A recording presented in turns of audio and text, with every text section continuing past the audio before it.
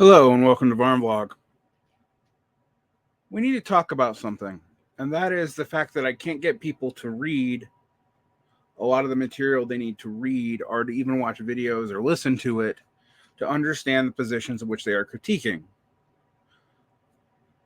And yet, I come in contact with people who have intense, detailed knowledge of very specific sectariana and a closed feedback loop, not even just closed off to, only understanding what Marxist or communists think, but only understanding what their particular niche subject area thinks. And to make it worse, often without any relationship to a party or anything other than being an individual faction advocating for radical positions in something like the DSA. And even when they are in a party, they only know the party's own takes. They do not engage with non-party material. Often when they critique someone like me, they don't know how to do it. They accuse me of being a revisionist or a Trotskyist or a ultra-leftist or a Stalinist or any number of things. A social democrat, that's a real fun one because I'm absolutely not that. Often without realizing the convoluted history of which they are invoking. And not everyone can know that. You shouldn't expect a political movement to be built off of everyone knowing that.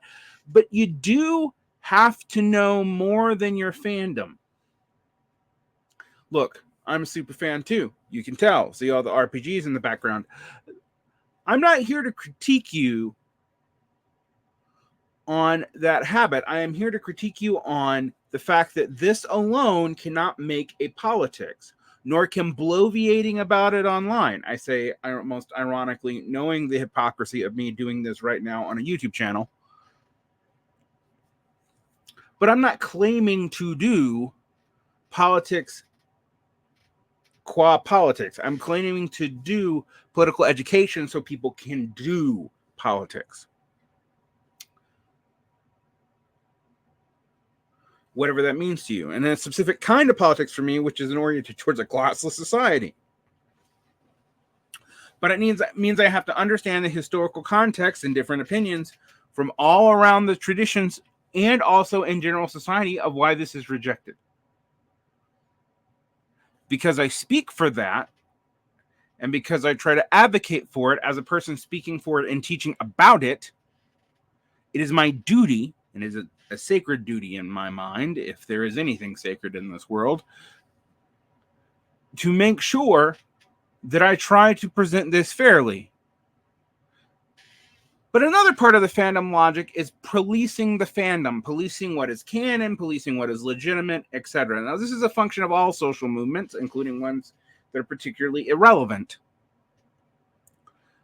Go watch a Star Wars debate if you want to get into this. And yes, political movements do have to police who belongs and who does not. There's no way around that. Inclusivity should be maximized as much as possible, but not to the point that it breaks down basic orientational principles or completely compromises what would be an organic program. And by organic, I do not mean imposed or emerging out of the idea of communism or something like this.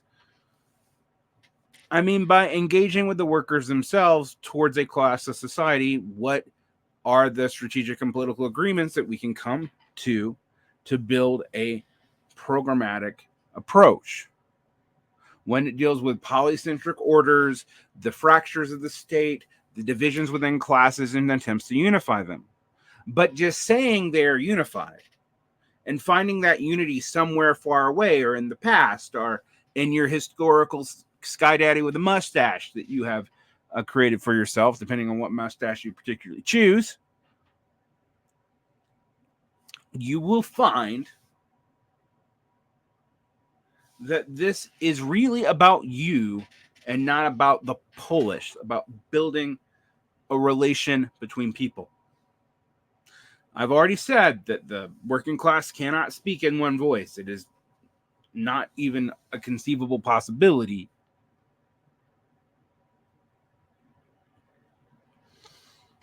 I have both metaphysical and just practical reasons for believing that. But let's go into this claim here.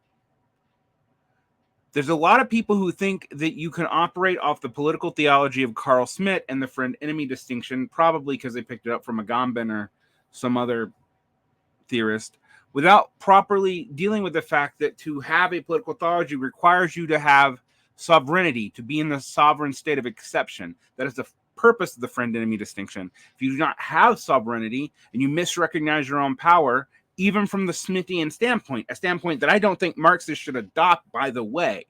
I have no reason to adopt the stance of a juridical fascist. And I don't use juridical fascist merely to discredit him. In some ways, Schmitt is one of the most interesting and engaging fascist thinkers. But that does not mean he is not a fascist thinker. Nonetheless, that in and of itself is not discrediting. Just because a fascist says something doesn't mean it isn't occasionally true.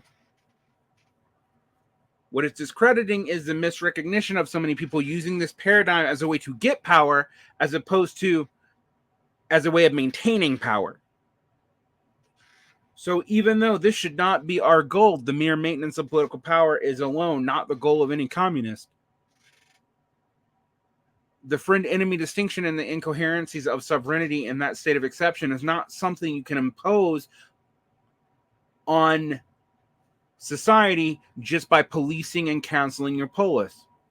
This is why engaging with people you profoundly disagree with, both within your movement and without it, is important. But I do not mean engaging in the one-upmanship of debate culture. I mean actually engaging, reading their words, asking questions, calling people to account, accepting their answers, retracting positions when you are wrong, and fighting them when it comes to that point. But with other leftists, whatever that vague floating signifier means, and remember, it's a floating signifier because it is a directional metaphor. But with other leftists, you should be politically arguing and trying to win your position in the programmatic unity emerging out of the working class, if it so emerges. And until such time, yes, advocate your position, but do not confuse that position with a coherent politics. That is how you build a fandom of which you have fidelity to a specter of the past, a kind of inverted utopia. It is not how you build a living politics. So I engage with people who I partially agree with, like Ben Burgess or Chris Catrone or the guy who did Malice Radio back in the day, or people who are members of the PSL, etc., etc., etc. We have to work together sometimes, and sometimes we're going to have to work apart. The only purity fetish I see is the fetish to kick people who critique out of the left, who critique things you don't want critiqued. Hiding behind the historical nihilism as a way to avoid dealing with hard questions is an act, in my mind, of intellectual and political cowardice. You have to deal with the facts of history, and you have to adjudicate what facts matter and what don't. But policing who's in your movement or not is just a way to fragment everything into zero-sum games, to never reach the possibility of having the grounds for an organic program, or the grounds for worker autonomy, etc., etc., etc. Do not forget that when you engage in political one-upmanship.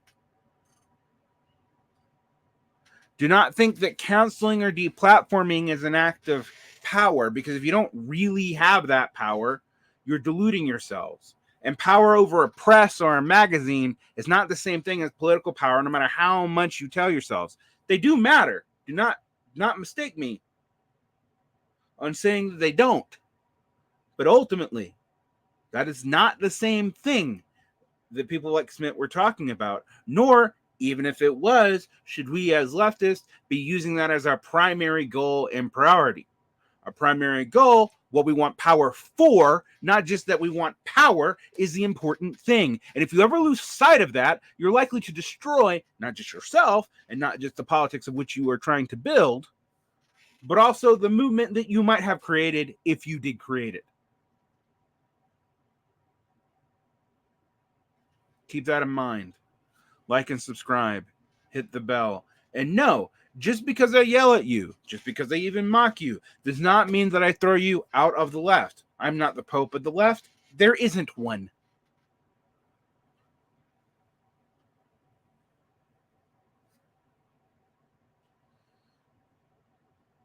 Engage. Try to engage in good faith. Admit when you're wrong. Allow people to reconcile. Forgiveness when someone sincerely reconciles to you and has made reparative movements in your direction is an act of power, both personal and political. Remember that. The idea that your opponents and enemies just go away will leave you without anyone competent enough to maintain your politics in your absence. And you are not immortal. Even the idea of you is not immortal. It is always easier to like the dead because they can't fail you anymore, being that they are dead. But that is just a fandom. A living politics is like a living tradition. It is more than the gust of your beliefs and opinions stated on whatever and codified with whatever small group that you want to codify it with. Do not let this be an excuse for quietism.